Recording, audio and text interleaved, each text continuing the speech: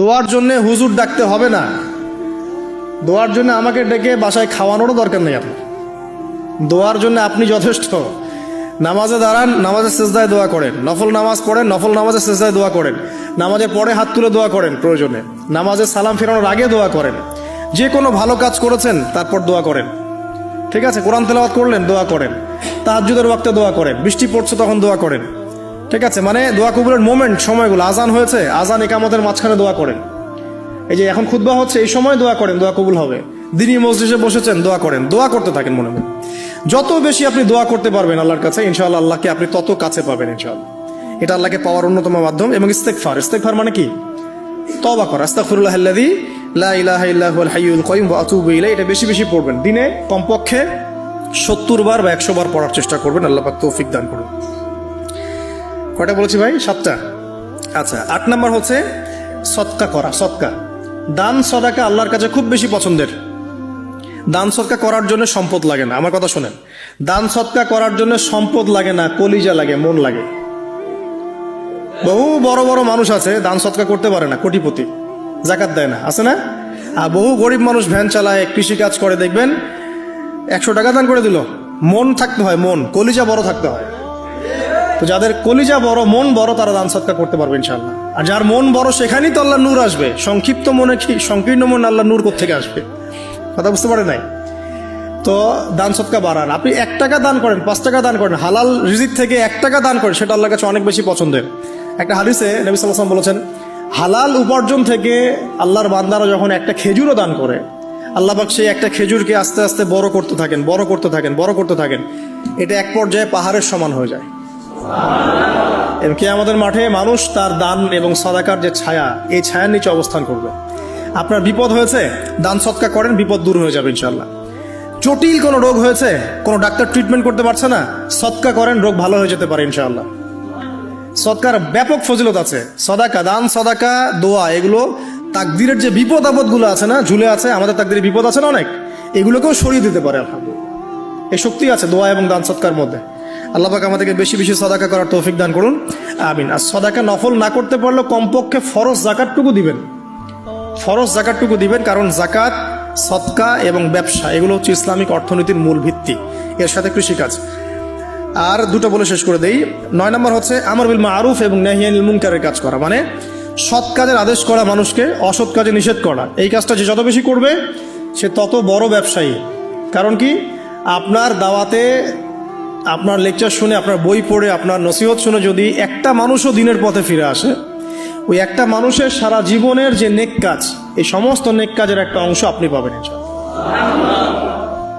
আবার আপনি কাউকে অন্যায় থেকে বারণ করেছেন, আপনার দাওয়াত শুনে কেউ সিগারেট ছেড়ে দিয়েছে, মাদক ছেড়ে দিয়েছে, জেনা ছেড়ে দিয়েছে, পর্ন ছেড়ে দিয়েছে, বা হারাম সুদ ছেড়ে দিয়েছে, ওই মানুষটা এখন সারা জীবন যত ভালো কাজ করবে, এই পুরো ভালো কাজের একটা অংশ আপনি পাবেন ইনশাআল্লাহ। এর চেয়ে বড় কিন্তু কোনো ব্যবসা নাই। এই কাজটা করলে আল্লাহ পাকের রহমত নেমে আসে, আর এই কাজটা ছেড়ে দিলে আল্লাহ পাকের গজব নেমে আসবে। যখন মানুষ ন্যায়ের আদেশ এবং অন্যায় নিষেধ ছেড়ে দিবে, আল্লাহর গজব নেমে আসবে। আর মানুষ যত বেশি সৎ কাজে আদেশ করবে, অসৎ কাজে নিষেধ করবে, আল্লাহর রহমত তত কাছে আসবে ইনশাআল্লাহ। আল্লাহকে পাওয়া যাবে ইনশাআল্লাহ তাআলা। আল্লাহ পাক আমাদেরকে তৌফিক এনায়েত করুন। হজ ওমরা করা, হজ ওমরা, আল্লাহ পাক আমাদের সবাইকে বেশি বেশি করার তৌফিক দেখ।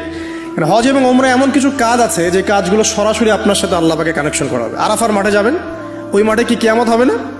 আল্লাহকে চিনতে পারবেন এখানেই। তারপরে যে সাই করেন, সাই করেন না, সাফা মারওয়া সাই করে, ওখানে গেলে আপনি বুঝতে পারবেন যে কিভাবে ইসমাইল আলাইহিস সালামকে পানি দেওয়ার জন্য তার মা হাজেরা এখানে দৌড়াদৌড়ি করেছেন। বাইতুল্লাহ দেখবেন, আপনি চিনবেন যে আল্লাহর তাওহীদ কি জিনিস। চোখে দেখার সাথে সাথে আপনার ভিতরে এমন একটা ফিলিংস আসবে, যেটা ভাষায় প্রকাশ করা যাবে না। চোখে দেখার সাথে সাথে এমন একটা ফিলিংস আসবে, আপনাকে আমি এটা ভাষায় প্রকাশ করে বোঝাতে পারবো না।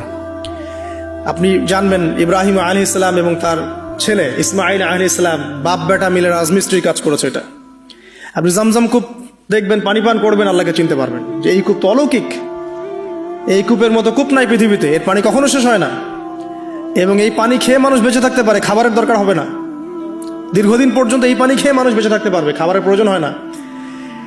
তো এই পানির মধ্যে এমন কিছু উপাদান আছে, যেটা মানুষের শরীরের রোগগুলোকে শেফা দিয়ে দিবে ইনশাআল্লাহ তাআলা আল্লাহর হুকুমে। তো প্রত্যেকটা কাজে রাসূল সাল্লাল্লাহু আলাইহি ওয়াসাল্লাম শহরে গেছেন মদিনায়, ওই মদিনার বাতাসটা আপনাকে বলে দিবে এটা একটা অন্যরকম শহর। ঠিক আছে, রাসূল সাল্লাল্লাহু আলাইহি ওয়াসাল্লামের রওজায় যাবেন, সামনে দাঁড়াবেন, আপনি আল্লাহকে চিনতে পারবেন। আপনি আর পৃথিবীতে থাকবেন না, অন্য জগতে চলে যাবেন। ওই যে বাকিউল গারকাত আছে, সাহাবীদের কবরস্থান জান্নাতুল বাকি, ওখানে ঢুকবেন, আপনার কাছে মনে হবে যে পৃথিবীটা আসলে কিছুই না। পৃথিবীর সবচেয়ে সেরা মানুষগুলো এই মাটির নিচে শুয়ে আছে। ওখানে আপনাকে খুবই তুচ্ছ মনে হবে তাদের সামনে। এই যে মানে বিভিন্ন জায়গায় গিয়ে আল্লাহকে চিনতে পাওয়া, এটা সবচেয়ে ভালো হয় হজ এবং উমরাতে গিয়ে। আল্লাহ পাক আমাদেরকে তৌফিক এনায়েত করুন, আমিন। তো এটা একটা আল্লাহকে পাওয়ার নিদর্শন। যাদের হজ ফরজ হয়ে গেছে অবশ্যই হজ করে ফেলবেন, আর যাদের সামর্থ্য আছে তারা বেশি বেশি উমরা করবেন। নবী সাল্লাল্লাহু আলাইহি ওয়াসাল্লাম বলেছেন, এক হজ পরের হজের মধ্যে যত গুনাহ মাফ করিয়ে দেয়, এক উমরা পরের উমরার মধ্যে যত গুনাহ সেগুলোকে মাফ করিয়ে দেয়। আল্লাহ পাক আমাদেরকে এই আমলগুলো করার তৌফিক এনায়েত করুন। 6 নাম্বার বলছি জিকির। আল্লাহ পাকের জিকির বাড়াতে হবে। যে আল্লাহ পাকের জিকির যত বেশি করবে, সে আল্লাহ পাকের মারিফত তত বেশি উপলব্ধি করবে, আল্লাহকে পাবে ইনশাআল্লাহ। আর এই জিকির করার জন্যে অজুও শর্ত নয়, জানেন? আল্লাহর জিকির করার জন্য কিন্তু অজু শর্ত নয়। আপনি মনে মনে চলতে ফিরতে অলওয়েজ সুবহানাল্লাহ, আলহামদুলিল্লাহ, আল্লাহু আকবার, লা ইলাহা ইল্লাল্লাহ, আস্তাগফিরুল্লাহ পড়তেই থাকতে পারেন। কষ্টের কিছু আছে? খালি জবান চলবে। মাঠে কাজ করছেন, ওই যে লাঙল দিয়ে কাজ করছেন, সেচ দিচ্ছেন, আপনি পড়তে থাকবেন আস্তাগফিরুল্লাহ ওয়া আতুবু ইলাইহি, লা হাওলা ওয়ালা কুওয়াতা ইল্লা বিল্লাহ, সুবহানাল্লাহ, আলহামদুলিল্লাহ, লা ইলাহা ইল্লাল্লাহ, আল্লাহু আকবার। কোনো সমস্যা নেই। রান্না বান্না করছে মেয়েরা, এটা করতে করতে পড়তে পারবে না? গাড়ি ড্রাইভ করতে করতে আপনি পড়তে পারবেন লা ইলাহা ইল্লাল্লাহ ওয়াহদাহু লা শারীকা লাহু, লাহুল মুলকু ওয়া লাহুল হামদু ওয়া হুয়া আলা কুল্লি শাইইন কাদির। যে কোনো কাজ করতে করতেই ইল্লাল ইস্তেনজা বাদ দিয়ে। ইস্তেনজা কি জিনিস? প্রসাব পায়খানা। এই সময় এগুলো মুখ দিয়ে বলবেন না, দরকার নাই। আপনি এরপরে যে সময়গুলো আছে এগুলোতে আপনি জিকির বাড়াবেন। যে যত বেশি জিকির করবে তার কলব তত বেশি পরিচ্ছন্ন হবে। যার কলব যত পরিচ্ছন্ন, আল্লাহর নূর তার কলবে তত বেশি আসবে, সে আল্লাহ পাকে তত কাছে পাবে ইনশাআল্লাহু আযজা ওয়া জাল। আর সর্বশেষ একটা বলে শেষ করে দেই, সেটা হলো যে আল্লাহর দিনের খেদমত করা বা দিনের কল্যাণে নিজেকে নিয়োজিত রাখা। আল্লাহর দিনের খেদমত করা বা দিনের কল্যাণে নিজেকে নিয়োজিত করলে আল্লাহ পাককে পাওয়া যাবে ইনশাআল্লাহ। এই পৃথিবীতে আল্লাহ পাকের সবচেয়ে গুরুত্বপূর্ণ জিনিসটা কি? নিয়ামতটা কি? আল্লাহর দিন না? এই দিন ছাড়া কি পৃথিবীতে আর কিছু আছে? একটা হাদিসে আসছে যে পুরো পৃথিবীটাই তো অভিশপ্ত। পুরো পৃথিবীটা কি? অভিশপ্ত। শুধুমাত্র দিনের এলেম অর্জনের জায়গা ছাড়া, তালেবে এলেমদের জায়গা ছাড়া, দিনী মাহফিলগুলো ছাড়া, যেখানে নামাজ হয় এই জায়গাগুলো ছাড়া বাকি সব অভিশপ্ত জায়গা। তো এখানে পৃথিবীতে সবচেয়ে গুরুত্বপূর্ণ এবং ইম্পর্টেন্ট আল্লাহর কাছে প্রিয় জিনিসটা কি? আল্লাহর দিন। তো আল্লাহর সেই প্রিয় জিনিসটাকে যারা এগিয়ে নেওয়ার চেষ্টা করবে, সেই দিনের খেদমত করার চেষ্টা করবে, দিনের জন্য একটা মসজিদ করা, একটা মাদ্রাসা করা, হ্যাঁ, একটা ভালো কোনো প্রকল্প করার চেষ্টা করবে, আল্লাহ পাক কি তাদেরকে রক্ষণাবেক্ষণ করবেন না? আল্লাহ পাক তাদের অভিভাবক হবেন না? নিঃসন্দেহ হবেন ইনশাআল্লাহ। এবং ইনশাআল্লাহ তাআলা তারা পৃথিবীতেও সফল হবে, পরকালেও ইনশাআল্লাহ তাআলা সাফল্যের চাদর তাদেরকে আঁকড়ে ধরবে ইনশাআল্লাহ তাআলা। আল্লাহ রাব্বুল আলামিন আমাদের সবাইকে এই দুনিয়াতে আল্লাহকে পাওয়ার তৌফিক দান করুন, এবং যে কাজগুলো করলে পরে আল্লাহকে পাওয়া যায় সেই কাজগুলো বেশি বেশি করে করার তৌফিক আল্লাহ পাক দান করুন। এবং পরকাল আল্লাহ রাব্বুল আলামিন আমাদের গুনাহগুলোকে মাফ করে আল্লাহর রহমতের চাদরে আমাদেরকে আবৃত করে নিন। আল্লাহুম্মা আমিন। আকুলু কওলি হাযা আস্তাগফিরুল্লাহ লি ওয়া লাকুম ওয়া লিসাইরিল মুসলিমিন। বারাকাল্লাহু লানা ওয়া লাকুম বিল আয়াতিল হাকীম। ইন্নাহু তাআলা জাওয়াদুন কারীমুর রাউফুর।